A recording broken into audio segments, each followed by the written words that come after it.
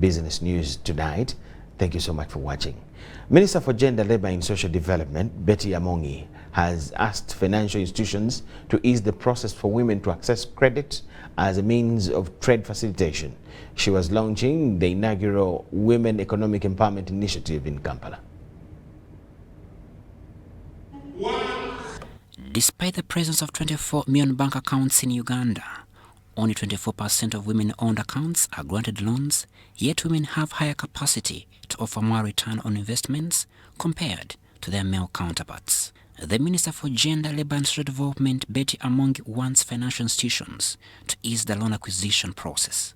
And that if we are to close the gap globally, if we are to close the gap between women and men having the same opportunity to generate wealth, will be able to add into the global economy $28 in trillion. The established fact is that women deliver the highest return for social development and investment when given the opportunity.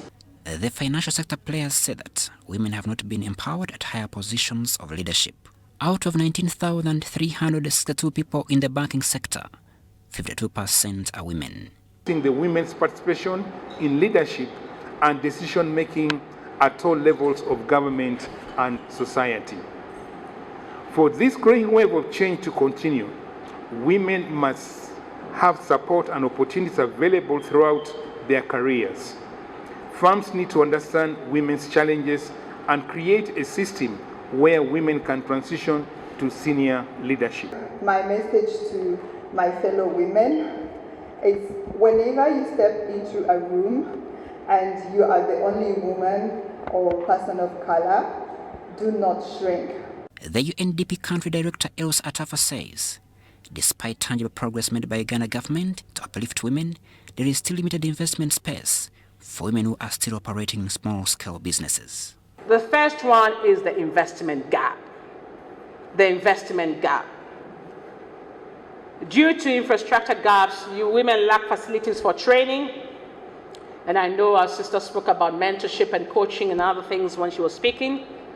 Value addition, marketing, exhibition of their products, market information, marketing networks, and many more. And so that investment gap is huge.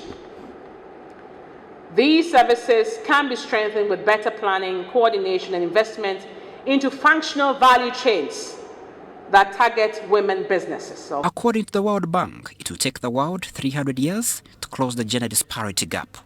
Crispus Arinitwe, Marion Aori, UBC News.